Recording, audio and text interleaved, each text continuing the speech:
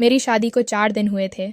जब पति कमरे में दाखिल हुआ तो उसके हाथ में एक चीज़ थी जिसे देखकर मैं बुरी तरह हैरान रह गई। मैंने कहा, अब यह क्या चक्कर है? पहले आपकी जितनी भी बातें थीं सारी मैंने मान ली, ऐसी बातें भी मान लीं जो कोई भी नहीं मानता। आपने जो कहा मैंने किया, भले ही मुझे तकलीफ हुई हो। तब भी और सब कुछ जानते हुए भी मैंने आपका साथ देने का वादा किया। लेकिन अब यह सब क्या है? मैं गुस्से में बोलती जा रही थी कि मेरे पति ने कहा, इस चीज़ का वास्ता तुमसे नहीं, मुझसे है। तो मेरा दिल अचानक से बैठ गया, क्योंकि मुझे तो लगा था कि मैं अपनी शादी पर बहुत खुश थी, क्योंकि बड़ी बहनों के बाद आखिरकार मेरी शादी की बारी आई थी। लेकिन शादी की रात पति ने ऐसी बात बताई कि सारी खुशी हवा हो गई। मैं सोच भी नहीं सकती थी कि मेरे साथ ऐसा हो जाएगा। मेरा पति अजीब तरीके का इंसान था। शादी में भी सब लोग उसी के बारे में बातें कर रहे थे। ये 2 बहनों की शादी थी। मेरी दूसरी बहन का पति बहुत ही खुश और मजबूत असाब का मालिक लग रहा था, जबकि मेरा पति ऐसे बैठा था कि जैसे उसकी शादी ज़बरदस्ती करवाई जा रही हो, जबकि ऐसा कुछ भी नहीं था। मैं अपनी बहन से ज़्यादा खूबसूरत थी और वह इतना ज़्यादा खूबसूरत नहीं था। दूसरी तरफ मेरी बहन बिल्कुल भी खूबसूरत नहीं थी और उसका पति तो जैसे हीरो था। सब मेरे पति को कह रहे थे कि तुम्हारी तो लॉटरी लग गई है, इतनी खूबसूरत औरत के मर्द बन गए हो। फिर भी कोशिश के बावजूद भी उसके चेहरे पर खुशी नहीं आ रही थी। ये शादी बिल्कुल भी ज़बरदस्ती नहीं करवाई जा रही थी, बल्कि मेरे पति की मर्जी शामिल थी। पता नहीं मेरे पति को क्या परेशानी था, वह परेशान था, जाने क्या बात थी। लेकिन मैंने कभी भी नहीं सोचा था कि मेरा हमसफ़र ऐसा होगा। लेकिन उसने सबके सामने मेरी बेइज्जती करवा दी। मैं दुल्हन बनी उसका इंतज़ार कर रही थी, लेकिन पहले से ही बहुत मूड ख़राब था। मैंने सोच लिया था कि अपने पति के साथ अच्छे तरीके से पेश नहीं आऊँगी। बताऊँगी उसे कि उसने मेरे रिश्तेदारों और घरवालों के सामने कितनी बेइज्जती करवाई है। मेरी बहन के साथ मेरी शादी हो रही थी। वह बहन मेरी बहुत बड़ी रकीब थी। वह हर मामले में मुझसे मुकाबला लगाने की कोशिश करती थी, लेकिन कभी भी मुझसे जीत नहीं पाती थी, चाहे ज़्यादा नंबर लेने की बात हो या चाहे खूबसूरती में। लेकिन आखिरकार उस बात में जीत गई कि उसका पति मेरे पति से ज़्यादा पुरइत्मीनान और एक अच्छा इंसान लग रहा था। वह उसका ख्याल कर रहा था, उसे अपने हाथ से खाना खिला रहा था, उसका हाथ पकड़ा, लहंगा उठाने में मदद की और इस तरह की 1000 छोटी छोटी और प्यारी प्यारी बातें थीं जो वह दोनों कर रहे थे। और हम ऐसे बैठे थे जैसे पति पत्नी नहीं, दुश्मन हैं, और किसी ने ज़बरदस्ती शादी करवाई है। ऐसे में अब मेरा दिल न जलता तो और क्या होता। हर लड़की की तरह मेरे भी कुछ अपने थे, कुछ अरमान थे जो अब कभी पूरे नहीं होते। जबकि मेरे पति ने तो किसी को आंख उठाकर भी नहीं देखा था। सारी शादी में सर झुकाकर बैठा रहा और सब मुझ पर हंसते रहे। जब वह कमरे में दाखिल हुआ तो उसके चेहरे से लग रहा था कि शायद वह रोकर आया है। लेकिन रोने का मकसद क्या था? शादियों पर तो दुल्हन रोती है, दूल्हा क्यों रोएगा? उसे तो अच्छी भली लड़की मिलती है जो उसके लिए अपना सब कुछ छोड़कर आई होती है। मेरे सामने आकर बैठ गया और उससे पहले कि मैं कुछ बोलूं, उसकी आंखों से आंसू जारी हो गए। यह देखकर मैं थोड़ी परेशान भी हो गई कि जाने क्या परेशानी है, कहीं कोई हादसा तो नहीं हुआ। इतने सारे लोग आए हुए हैं, कुछ भी हो सकता है। मेरे पति ने कहा कि ऐसा कुछ नहीं है, सब कुछ ठीक है, सारे लोग ठीक हैं। मैंने कहा, तो फिर आप क्यों रो रहे हैं? कहने लगा, तुम्हें बताऊंगा तो तुम्हारा भी यही हाल होगा, लेकिन तुम्हें न बताकर मैं तुम्हें धोखा नहीं देना चाहता। जब मेरे पति ने ऐसी बात की तो मैं समझ गई कि ये किसी और से मोहब्बत करते थे। शादी उनकी मुझसे हो गई है और अब सारी ज़िंदगी मुझे एक बंटा हुआ इंसान मिलेगा जो न मेरा था और न दूसरे का हो सकता है। पर मेरा तो कभी कोई बॉयफ्रेंड भी नहीं था। मैं तो बिल्कुल साफ हिसाब किताब वाली लड़की थी। फिर भगवान ने मेरे साथ ऐसा क्यों किया? लेकिन जो बात मुझे मेरे पति ने बताई, वह सुनकर वाकई मेरी आंखों से आंसू आना शुरू हो गए। मेरा पति भी बच्चों की तरह रो रहा था। उसने मुझे कहा कि मैं तुम्हें यह बात शादी के पहले ही दिन बता देना चाहता था, लेकिन अब बताने का कोई फ़ायदा नहीं, क्योंकि जो नुकसान होना था वह हो चुका है। लेकिन तुम्हारे सामने सारी ज़िंदगी है। वह बात यह है कि मैं बच्चा पैदा करने की सलाहियत से महरूम हूँ। मुझसे तुम्हें कभी औलाद नहीं हो सकती। मैं तुम्हें सिर्फ प्यार के अलावा और कुछ नहीं दे सकता। यह बात सुनकर मेरे कदमों तले से ज़मीन निकल गई। मैंने कहा कि देखिए, अगर आप मुझसे किसी किस्म का मजाक कर रहे हैं तो ऐसा बिल्कुल नहीं करें। पति शादी की रात दुल्हन से मजाक करते हैं, उनके दोस्तों ने उन्हें समझाया होता है। अगर इस तरह की कोई बात है तो मैं बहुत ज़्यादा गुस्सा हो जाऊंगी और आपसे कभी बात नहीं करूँगी। मेरा पति इस बात पर भी तंजियाँ हंसा और कहने लगा कि काश यह मजाक होता, यही सच है। मुझे अचानक से गुस्सा आ गया। मैंने कहा कि अगर ऐसी बात थी तो फिर मुझसे शादी क्यों की? ये बात आपको मेरे घर वालों को बतानी चाहिए थी। मेरी आपसे मोहब्बत की शादी इंसान करता किस लिए है? औलाद पैदा करने के लिए करता है। मर्द तो औरत का कभी भी नहीं बनता। वह उसे कभी भी सबसे ज़्यादा मोहब्बत नहीं करता। उसके दिल में हमेशा उसके माँ बाप सबसे ऊपर रहते हैं। ऐसे में औलाद होती है जो औरत को खुशी देती है। और आप मुझे औलाद नहीं दे सकते थे तो यह बात आपको बतानी चाहिए थी। कोई भी बहाना करते, यह कह देते कि मैं आपको पसंद नहीं हूँ। जब मैंने यह कहा तो मेरे पति का कहना था कि तुम मुझे बहुत पसंद हो, मैं तुमसे बहुत मोहब्बत करता हूँ। और सच कहूँ तो मैं खुद मजबूर हो गया था। मेरे माँ बाप भी मेरे पीछे पड़े थे। उनको देने के लिए कोई जवाब नहीं मिला था।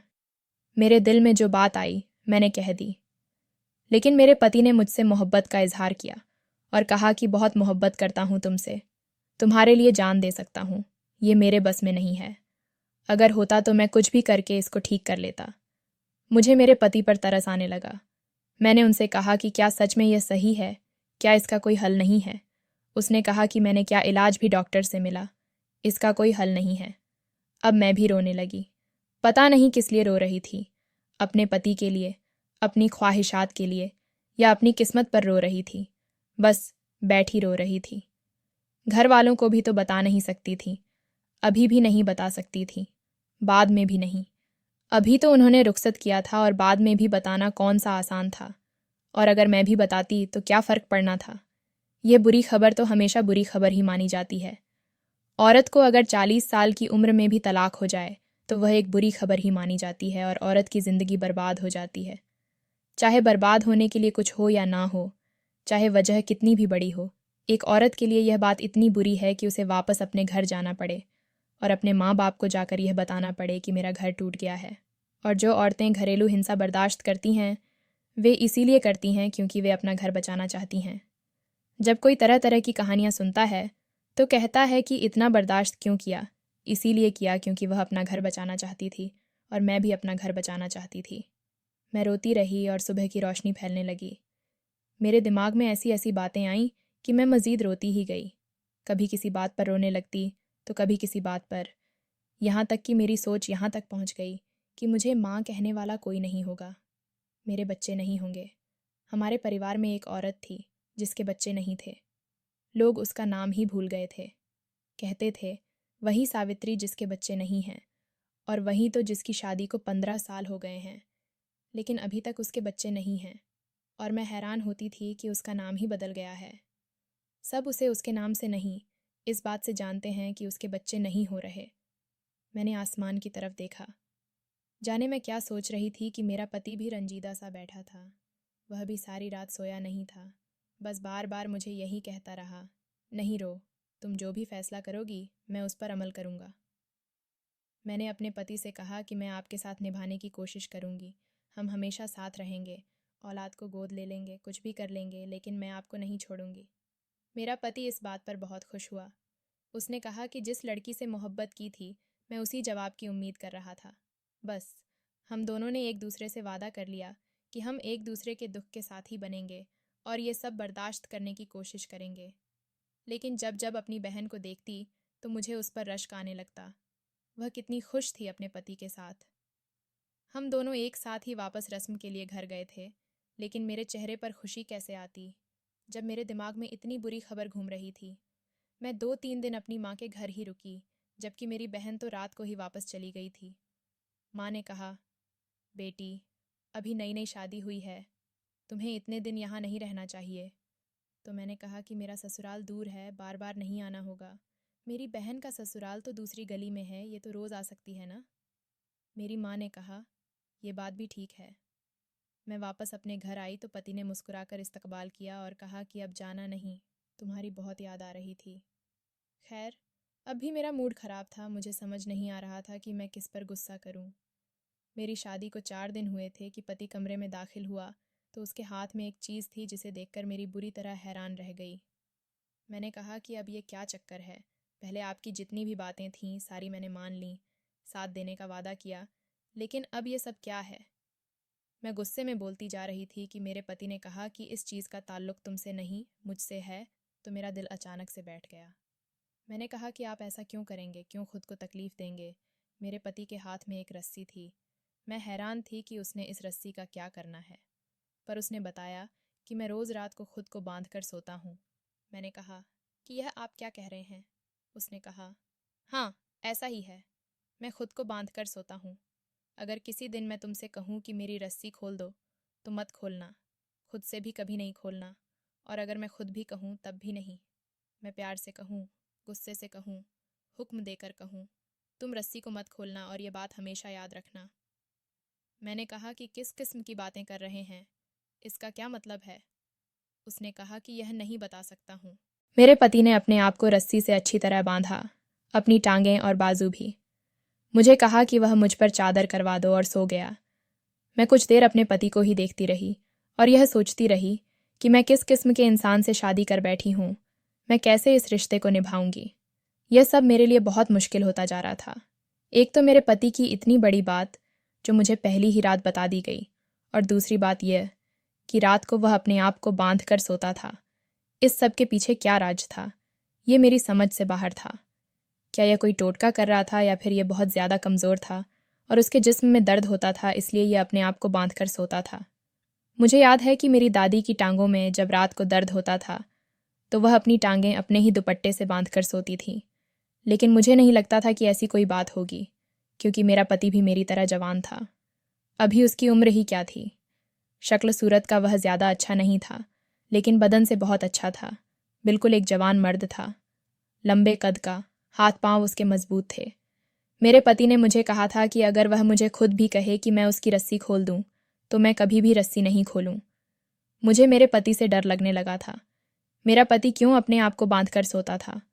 मुझे लगा कि यह भी मुझ पर रौब डालने का कोई तरीका है, या तो मजाक कर रहा है या फिर इसका मूड खराब है और यह ऐसा बार बार नहीं करेगा। लेकिन वह तो रोज़ रात को ऐसा करता था।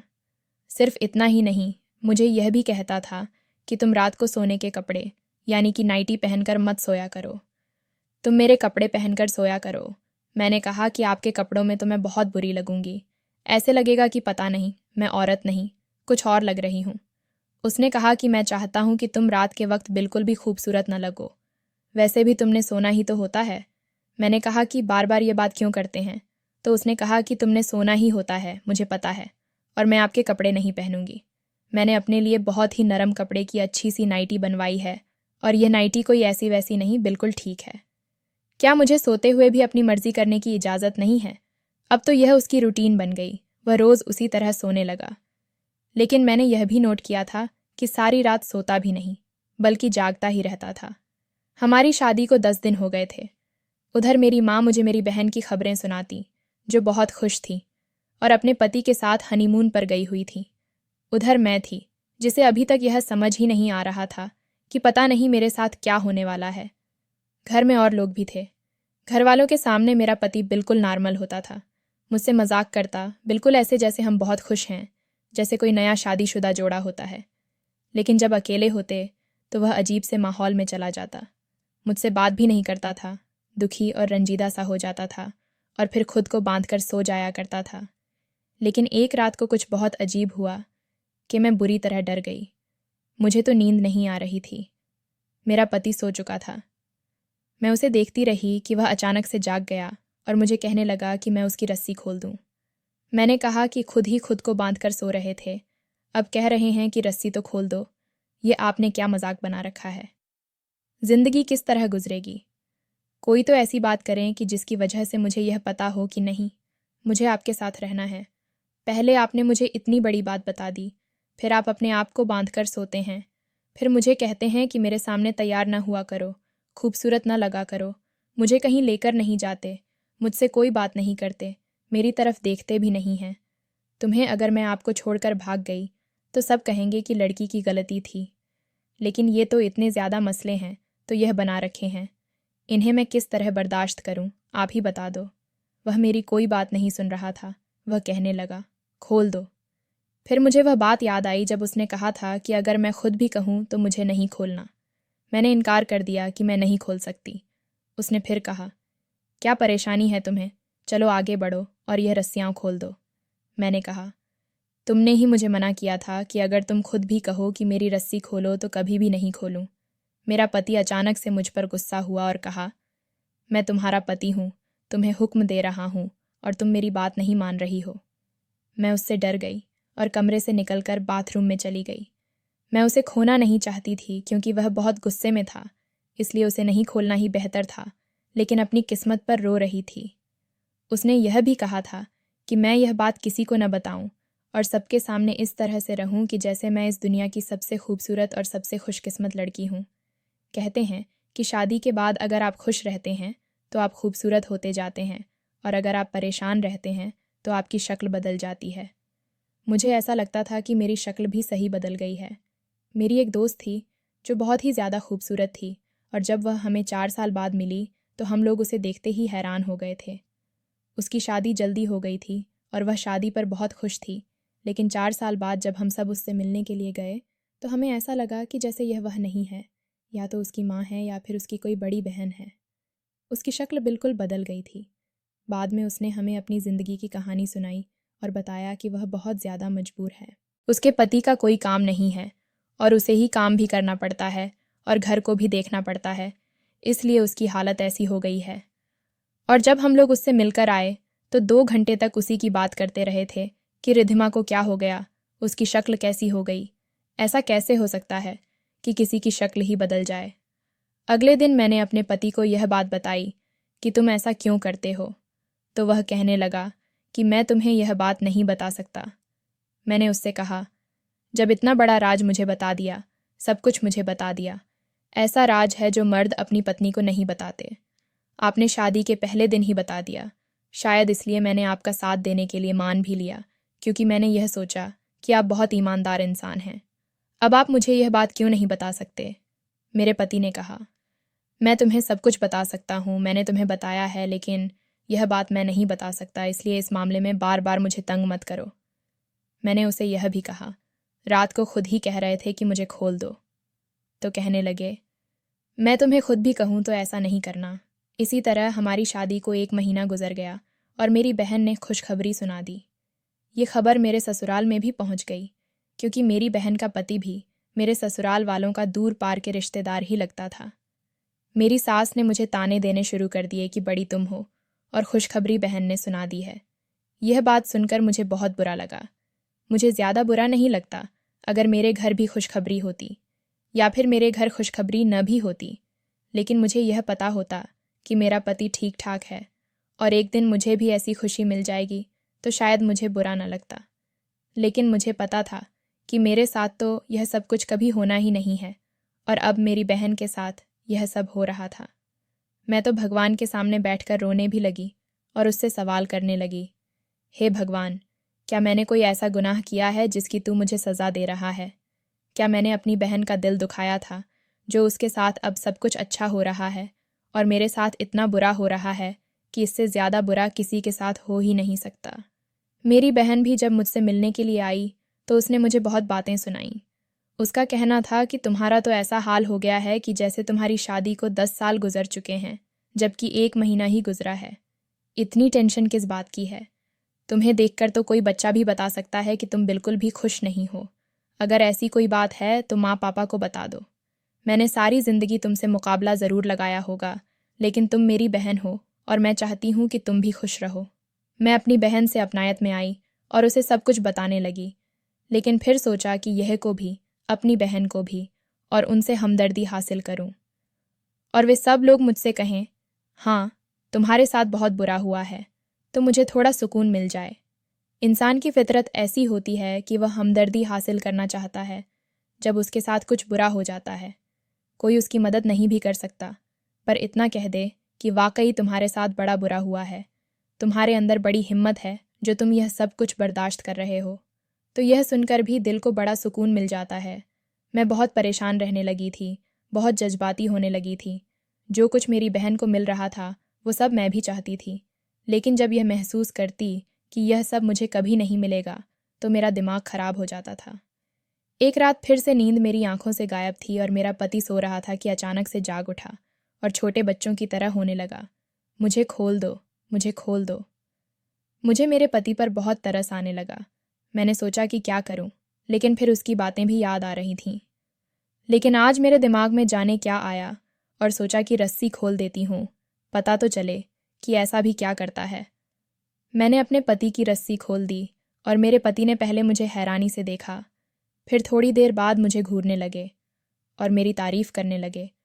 उन्होंने कहा कि तुम बहुत खूबसूरत हो। ये पहली दफ़ा था जब उन्होंने मेरी तारीफ़ की थी। मैंने कहा कि अच्छा, मैं खूबसूरत हूँ? तो कहने लगे कि हाँ, बहुत ज़्यादा खूबसूरत हो।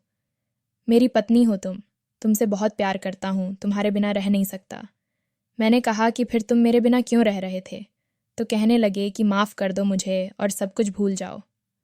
मैंने कहा कि हाँ, इतना कुछ कैसे भूल जाऊँ? आपने तो हमारी शादी की रात भी खराब कर दी।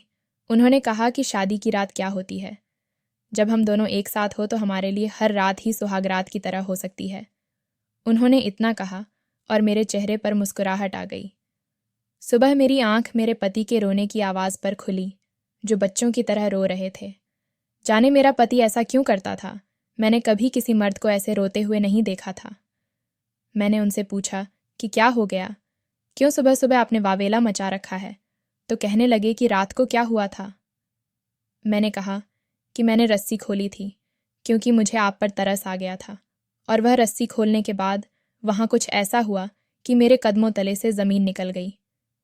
मैं ये सोचने पर मजबूर हो गई कि मेरा पति मुझे धोखा दे रहा था। वह मुझसे झूठ बोल रहा था। मेरे साथ ऐसा क्यों कर रहा था ये मैं नहीं जानती, लेकिन उसने मेरे साथ गलत बयान की थी। उसने ऐसी गलत बयान की थी जो कोई पति अपनी पत्नी के साथ पहली रात को नहीं करेगा। यहाँ तक कि अगर वह सचमुच भी किसी मसले का शिकार हो तो भी वह कभी भी यह बात अपनी ज़ुबान से तस्लीम नहीं करेगा। मर्दों में आना बहुत ज़्यादा होती है। मर्द ऐसा नहीं करते, लेकिन मेरे पति ने जानबूझकर खुद को गलत साबित किया था। उसने जानबूझकर यह कहा था कि वह नामर्द है, जबकि ऐसा कुछ भी नहीं था। रस्सी खोलने के बाद मुझे यह पता चला कि मेरी सारी ज़िंदगी की खुशियाँ भी इस रस्सी के साथ ही बंधी हुई थीं। जैसे ही मैंने रस्सी खोली, सब कुछ ठीक हो गया। कल की रात हम लोगों ने वैसे ही गुजारी जैसे दुनिया के सारे शादीशुदा लोग गुजारते हैं, और आपने यह रस्सी का पता नहीं क्या तमाशा बनाया हुआ था। अब इसे छोड़ दें। क